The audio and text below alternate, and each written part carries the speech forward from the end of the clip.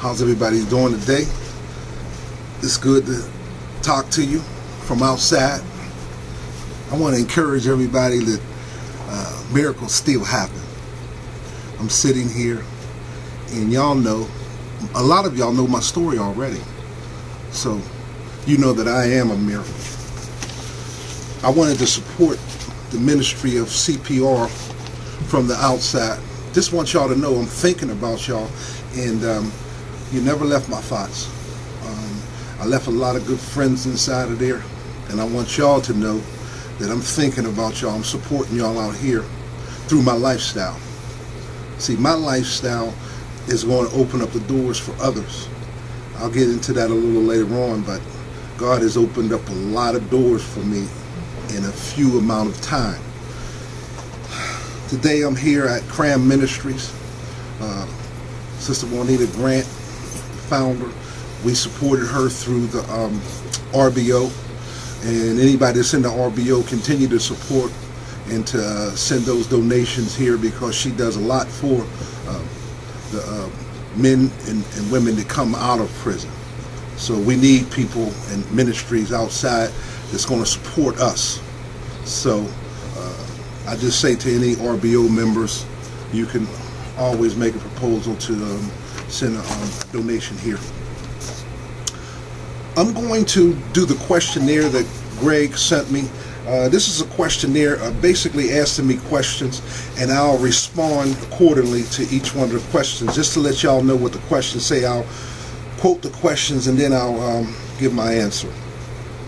It says, can you describe your emotions, excitement, and how you dealt with being released? Wow. That morning, it was like a whirlwind. I was waiting in property for them to take me, and it seemed like the time couldn't go quick enough.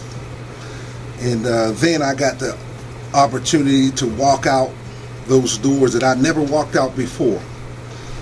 I walked out there. My family was out there waiting. I changed clothes, and I got into my wife's car, and I left. It was awesome.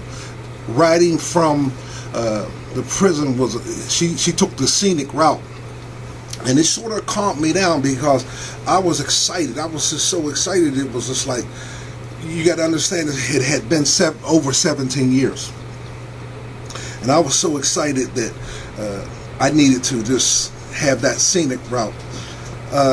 They took me, of course, to eat. Y'all know I wanted to eat, so we went to IHOP. I had a desire for some hot pancakes and a good breakfast. And when I went to IHOP and they set the food before me, it was almost mesmerizing. Matter of fact, I sent Joe a picture of it. It was just almost like I was hypnotized. So, my whole family was there. Not my whole family, but a large portion of them was there.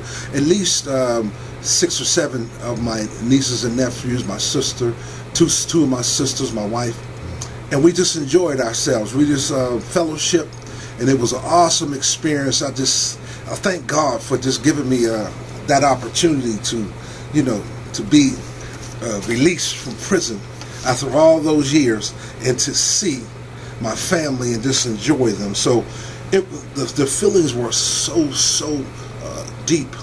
I can't even explain them all, but it's a good feeling to leave prison and to go out and to claim your life back. It says, with the hustle and bustle of everyday life, family, work, etc., how do you find time to get alone with God? Just you and the Lord in a quiet place. What advice can you offer regarding the importance of quiet times with the Lord? Well, this is an excellent question, because a lot of times there's, let me just give you my schedule. I wake up in the morning, I'll be at school to be a barber teacher at 8 o'clock in the morning. After 8 o'clock in the morning, I go to school to 1 o'clock, and I travel about 60 miles to my job, whereas and I'll tell you about that later on. I stay out at my job until 8 o'clock at night. At 8 o'clock at night, I travel back those 60 miles, and then I come on Monday, Wednesdays, and Fridays. I try to go get a workout in. Y'all know I'm still trying to get it in, yeah. I go get my workout in at Planet Fitness, and then that's the day. Basically, it's 10 o'clock. My wife makes me something to eat, and we talk, we fellowship a little bit, and we go to bed. So you can see the busyness that's in my schedule, but I want you to know that the Lord is a part of my day. When I was in prison, I woke up at 5:30 a.m. for 6 o'clock count. So I'm still waking up at 5:30. And what I'm doing is getting my prayer and my devotional time in, and allowing the Lord to speak to me at the beginning of my day, where it's most important, where He can direct my path. Me and my wife, we have devotions every morning. We go through the daily bread, or just talk about some scriptures, and we just fellowship, you know what I mean? But also in my SUV, I have a CD, and I use that CD to get in preaching and music ministry. What I do is, as I'm traveling to my job, I allow those preaching tapes and ministry tapes to minister to me. And a lot of times I'll just be praying and worshiping the Lord even as I drive. So I'm getting it in then too. But it's about quiet time, yes. And I wanted to say to you, remember to develop a habit of praying to the Lord and then listening. A lot of us, and I'll include myself in this, a lot of us don't listen after we pray, because the Lord has things to say to us.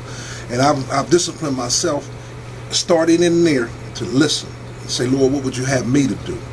So that question is very important. You would start that inside of there and carry it over here, because if you don't start it in there, guess what? All these things that's out here to do, you ain't gonna really do it. You ain't gonna really have that quiet time with the Lord. You have that. That has to be a developed discipline in your life before you get out.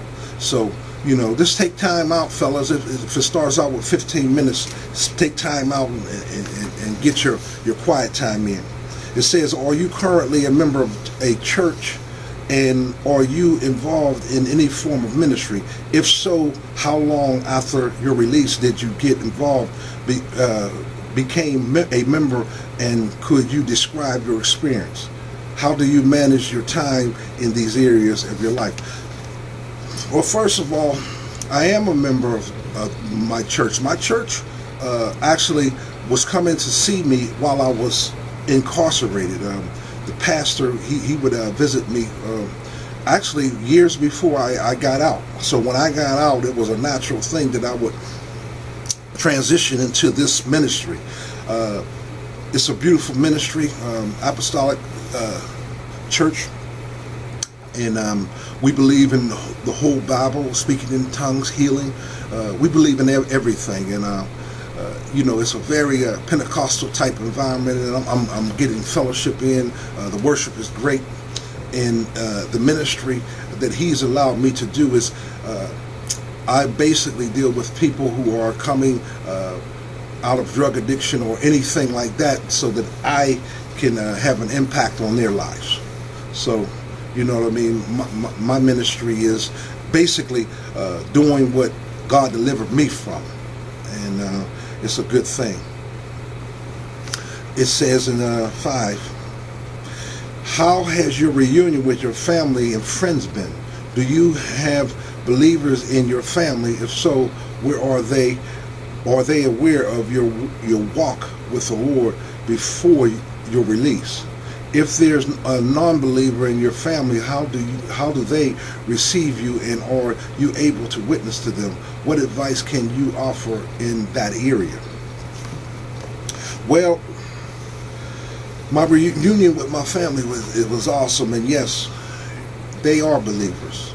I have unbelievers in my family, but my network, my general network, my support network are believing family members. They support me through their prayers. I talk to them when I can, but I'm busy. But they're there for me whenever I need them. The unbelieving family members, they respect my lifestyle. See, I was told, and I believe this is true, they want to see how you living. Not primarily what you're saying, but what is you living. And so when I'm out here and I'm living right, it has impact on those family members that are not saved. They see me going to church. They see me fellowshipping. They see me, doing the things that God would have me to do, and being consistent at it. And that's what is demanding their respect. So that question right there, they're watching what you do primarily than what you say. So, if you have family members out there and you getting ready to leave, remember it's all about what you do. They're going to watch you. They're going to see if you go to work every day. They're going to see how you spend your money. They're going to see all this stuff. There's no hiding from family. So that's a good question. Thank you. I wanted to just take a pause for the cause. My squad, my squad, they won the other day, and I'm still representing the Pittsburgh Steelers. Now, I don't know about all this Greg and this Dallas Cowboys stuff, you know what I mean, or this Philadelphia Eagles stuff, even though I don't hate Philly because they still in Pennsylvania. But my squad is doing pretty good, so I just wanted to represent. Y'all know what I'm talking about. Number 7 is, are you married? What has it been, what was it like communicating with a woman for the first time after being incarcerated, and were you able to stay in accordance with God's word? Yes, I am married, and a lot of y'all know that I was married in prison. I met my wife in prison.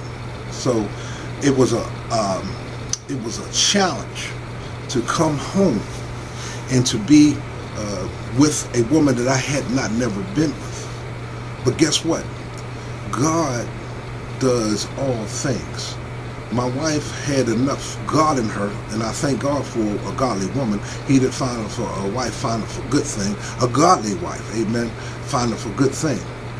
She gave me time to be me, and we eased into the process to the point where if she couldn't have took something like my snoring, we had another plan B. I would have went into the guest room and slept, but she said I didn't snore when I came home. I guess it was the soft beds from sleeping on them steel. I was snoring like a train in prison for sleeping on them beds, them hard steel beds. But now I got a soft bed. Come on, y'all.